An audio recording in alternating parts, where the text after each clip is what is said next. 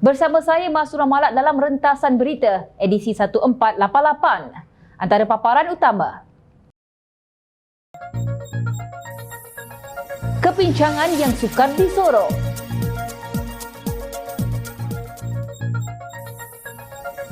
Peranan besar amanah. Gerakan Selamatkan Syariah, PAS nak pakai baju warna apa?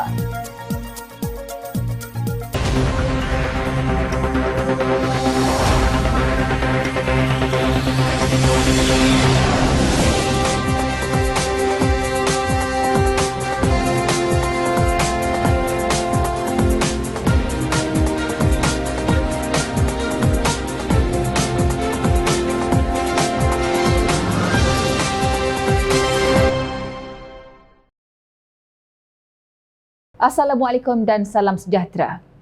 Konflik yang menyebabkan meruntuhnya keyakinan Ahli Parlimen Perikatan Nasional PN terhadap kepimpinan sedia ada. Selain kepincangan dalaman gabungan itu boleh diterjemahkan sebagai antara punca beralih sokongan. Ia antara faktor 4 Ahli Parlimen PN menyokong kepimpinan Perdana Menteri Datuk Seri Anwar Ibrahim selain dipengaruhi hala 7 PN yang tidak jelas, sumber keuangan atau peruntukan serta kejayaan diraih kerajaan perpaduan. Bila ianya berlaku?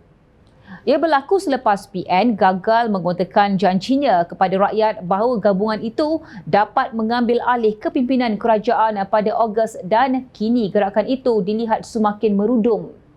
Penganalisis politik Dr. Ahmad Zaharuddin Sani Ahmad Sabri berpandangan isu kepercayaan terhadap kepimpinan PN itu sendiri yang menyumbang kepada 4 ahli parlimen berkenaan merupakan pemerhati senyap atau tidak aktif dalam sidang parlimen.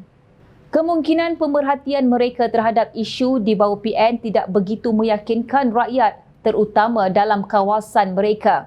Kerana itu, kepincangan kepimpinan dan hala 7 PN yang tidak jelas menyebabkan mereka beralih sokongan memilih siapa yang terbaik ketika itu, iaitu Anwar, katanya dalam satu kenyataan. Ahmad Zaharuddin Sani turut berkata, kepincangan dalaman yang sukar lagi disorok menyebabkan ahli parti keliru dengan hala 7 parti khususnya menyebabkan kes mahkamah Presidennya Tan Sri Mahiuddin Mat Yassin. Seperti mana sebelum ini, pemimpin yang dikaitkan kes mahkamah menyatakan akan berehat untuk fokus kepada kes pendakwaan, namun akhirnya apabila terpalit kes masih lagi memimpin seolah kata tidak dikotakan. PN juga tidak pernah umum siapa pemimpin PN yang diangkat sebagai Perdana Menteri. Jika masih mahu kekalkan Mahiuddin, kenapa beliau bukan ketua pembangkang? Ini kerana ketua pembangkang akan rintis jalan menjadi Perdana Menteri sama seperti perjalanan Anwar dan Datuk Seri Ismail Sabri Yaakob. Jelasnya, justru jelas sekali kejayaan terhadap Mahiuddin semakin kabur apabila dibayangi Setiausaha Agung Bersatu Datuk Seri Hamzah Zainuddin yang kini dilihat lebih menonjol. Katakan tidak jika anda tidak sependapat dengan kami. Sekiranya Mahiuddin berkeyakinan pastinya sebagai pemimpin pembangkang, beliau berdiri di barisan hadapan mengetuai ahli pembangkang di Parlimen. Namun, tugas itu diserahkan kepada Hamzah yang ketika ini dilihat seperti menari rentak sebagai pemimpin utama. Beliau juga lebih banyak adakan sidang media PN dan menunjulkan dirinya sebagai pemimpin berpotensi sekaligus menampakkan konflik dalaman PN. Jangan kita lupa, kedudukan PAS sebagai ahli terbesar dalam gabungan itu juga dipersoalkan. Di mana kedudukan PAS? Status Presiden PAS Tan Sri Abdul Hadi Awang sebagai pemimpin senior yang seharusnya lebih ditonjolkan PN, namun malangnya seolah diketepikan, tidak layak atau tidak berkemampuan. Atau hanya sekadar gah pada nama yang bergantung kepada senioriti semata-mata. Benar, isu peruntukan turut membelenggu ahli parlimen pembangkang kerana tiada peruntukan dalam perlembagaan yang menyatakan kerajaan perlu salurkan dana tertentu kepada ahli parlimen. Bergelar ahli parlimen hanya gah pada statusnya. Dia memerlukan kekuatan kewangan apatah lagi selepas dana PN dibekukan SPRM menyebabkan ahli tercari-cari mekanisme yang boleh bantu dapatkan peruntukan untuk kawasan. Jerat telah makan tuan. pendirian PN yang enggan berunding dengan kerajaan berhubung isu peruntukan mencerat diri sendiri. Peruntukan kewangan pembangunan telah disalurkan, yang menjadi persoalan ialah dana individu sebagai wakil rakyat.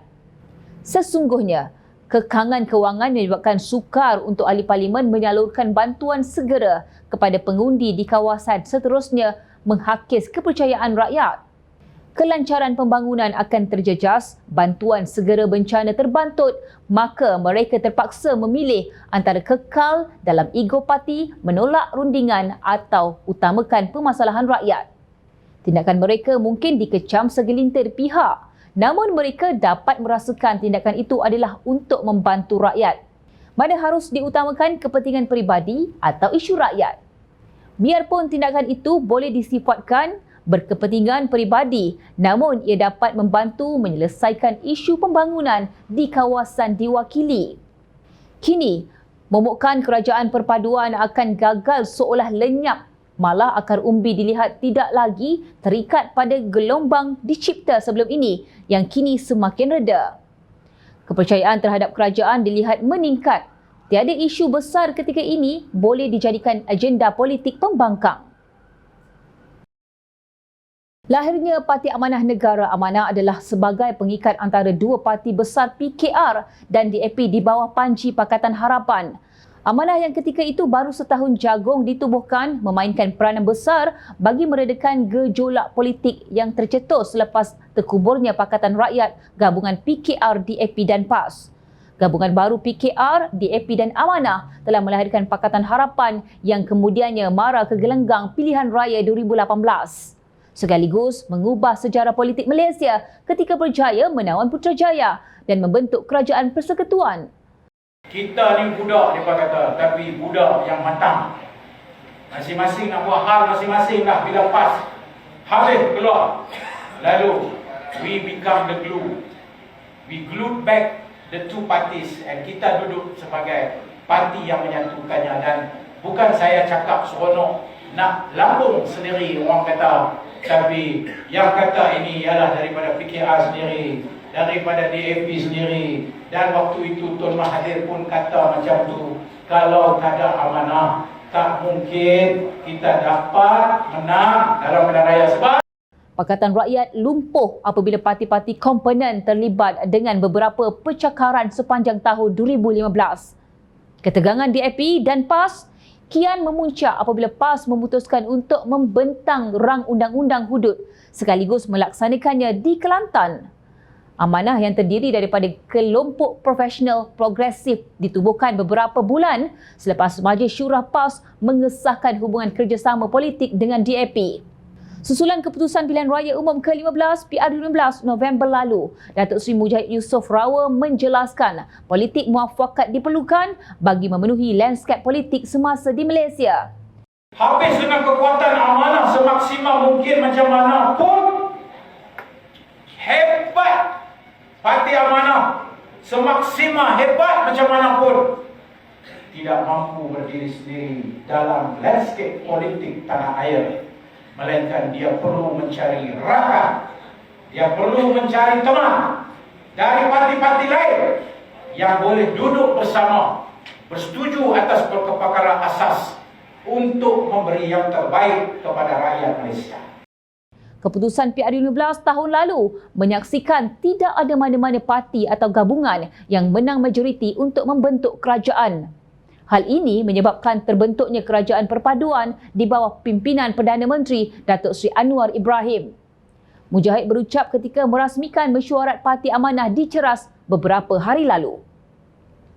Dalam masa yang sama, Amanah memberi jaminan untuk kekal komited sebagai parti inklusif yang menolak politik perkauman. Mujahid menegaskan tiada ruang dalam parti untuk individu yang berkiblatkan rasisme demi kepentingan politik.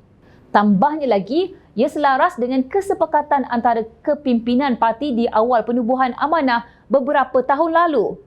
Kalau ada mana-mana dari ahli dan pimpinan parti dari Amanah yang cuba-cuba untuk menjadi rasis, yang cuba-cuba untuk berjinak-jinak dengan perkauman sempit, hatta di atas strategi sekalipun, kami tidak akan mengizinkan kerana parti ini adalah parti untuk semua rakyat Malaysia. Ini jaminan. Jaminan itu disepakati untuk menjunjung tinggi perkara 8 Perlembagaan Persekutuan. There shall be no discrimination between anyone in this country based on their race, religion, origin of birth, and ethnicity. Sebab itu termaktub di dalam perkara 8 Perlembagaan Persekutuan. Dan kita selari dengan kehendak itu sebagai sebuah parti yang akan memperjuangkan nasib semua kaum dan semua bangsa. Amanah tidak menghadkan keahlian kepada orang Melayu Islam semata-mata. Sebaliknya membuka pintu kepada kaum lain yang meyakini perjuangan parti tersebut. Mujahid memberitahu sebanyak 3 kawasan baru parti akan dirasmikan di Sabah minggu depan, pertambahan kepada 11 kawasan sedia ada. Seandainya Amanah konsisten dengan perjuangan anti perkauman, Mujahid yakin parti itu akan menjadi parti masa depan Malaysia. Selagi boleh, apa saja isu yang berkaitan Islam dan Melayu akan ditunggang sehabis baik oleh Perikatan Nasional PN. Kononnya mereka lah terpaling berjuang untuk Melayu dan Islam. Terkini, PN dilaporkan akan menganjurkan siri perhimpunan pada 16, 18 dan 20 November ini bagi membantah petisyen 2 individu yang mencabar 20 peruntukan dalam enakmen Kanun Jenayah Syariah Kurungan 1 Kelantan 2019. Timbalan Presiden PAS Datuk Seri Tuan Ibrahim Tuan Man berkata, perhimpunan tersebut akan diadakan masing-masing di Terengganu, Kelantan dan perhimpunan munajat di Istana Kehakiman Putrajaya pada waktu pagi 20 November nanti. Beliau berkata pihaknya menerima memorandum Gerakan Selamatkan Syariah daripada lebih 300 tubuhan bukan kerajaan NGO berkaitan Islam. Katanya, badan itu mendesak meminda Perlembagaan Persekutuan segera bagi mengelak peruntukan jenayah syariah di negara ini dicabar atau lebih buruk lagi berisiko dibatalkan. Sebagai respon, Peguam Nick Elin Zurina Nick Abdul Rashid tampil memberi maklum balas susulan rancangan PAS menganjurkan demonstrasi berkenaan. Katanya, siapa saja boleh anjurkan perhimpunan asalkan mengikut garis panduan ditetapkan undang-undang dan mengambil kira hal-hal keselamatan. Perkara itu merupakan hak setiap individu sama seperti hak yang digunakan olehnya untuk memfailkan petisyen di mahkamah. Mereka nak berhimpun, nak berkumpul, itu hak mereka. Sebagaimana saya juga mempunyai hak untuk mengambil kes ini, katanya lagi. Pada 25 Mei tahun lalu, Nick Elin bersama anaknya Tengku Yasmin Natasha Tengku Abdul Rahman telah memfailkan petisyen bagi menyemak semula 20 peruntukan kesalahan dalam enakmen tersebut terhadap Kerajaan Kelantan dan pendengaran kes telah dibuat pada 17 Ogos lalu dan akan disambung pada 20 November ini. Nick Elin menafikan pihaknya mahu mencabar sistem undang-undang Islam, menjelaskan tujuan petisyen tersebut semata-mata atas tanggungjawab sebagai pengamal undang-undang. Mereka kata saya mencabar Tuhan, mencabar hukum syariah. Apa yang saya cabar ialah perkara takzir, iaitu penilaian atau hukuman yang dijatuhkan dalam enakmen tersebut. Cabaran saya juga adalah kepada Dewan Undangan Negeri Kelantan yang telah menggubal undang-undang ini tanpa mempunyai kompetensi iaitu keupayaan tiada kena-mengena dengan doktrin di dalam Islam. Tapi jika nak berhimpun itu dengan memanipulasi fakta, itu saya tak sokong, katanya lagi. Tambahnya lagi, jika ada pihak yang benar-benar mahu menjunjung isu undang-undang syariah ini, maka mereka perlu menarik balik semua enakmen-enakmen yang bercanggah dengan Perlembagaan Persekutuan. Jika kita benar-benar nak memartabatkan mahkamah syariah, segerakan kes-kes penceraian yang tertunda. Cari jalan selesaikan kes suami culas membayar nafkah dan yang berpoligami tanpa kebenaran, katanya lagi. Sementara itu, Nick Elin turut berkata Setiausaha Agung PAS Datuk Seri Taqiyuddin Hassan telah membuat pernyataan yang salah di Parlimen pada 30 Oktober lalu apabila menggesa Menteri Agama Datuk Setia Dr. Muhammad Naim Mukhtar supaya menjadi pihak yang mencelah dalam kes yang difailkannya itu.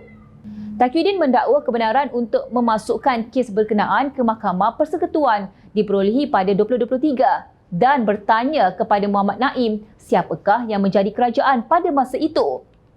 Namun, Nick Allen menjelaskan semua pemfailan petisyen telah dibuat pada tahun 2022. Tahukah anda, Nick Allen telah memperoleh kebenaran mahkamah untuk memfailkan petisyen itu pada Oktober 2022, iaitu ketika PAS masih menjadi sebahagian daripada Kerajaan Persekutuan.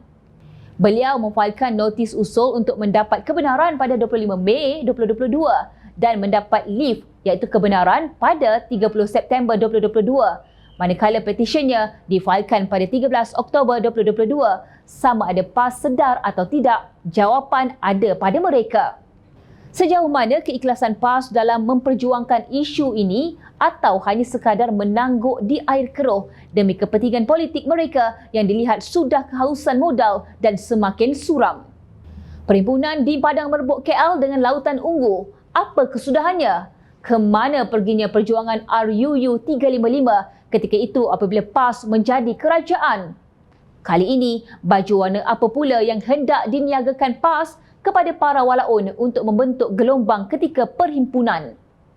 Harapnya hasil jual dan tunggang agama itu nanti bolehlah digunakan untuk membayar hutang harakah atau paling tidak membayar saman ustazah kepala batas. Ingat, rakyat sentiasa memerhati. Jom Channel ingin mengucapkan jutaan terima kasih kepada para penyokong Jom Channel dan kepada anda yang berminat untuk memberikan sumbangan bagi membolehkan kami meneruskan perjuangan menyampaikan berita yang benar. Sumbangan boleh dibuat melalui akaun bank yang tertera. Suara rakyat kami sampaikan demi negara tercinta. Teruskan bersama kami di Jom Channel untuk mendapatkan berita politik tanah air. Saya Mas Romala, Assalamualaikum dan jumpa lagi.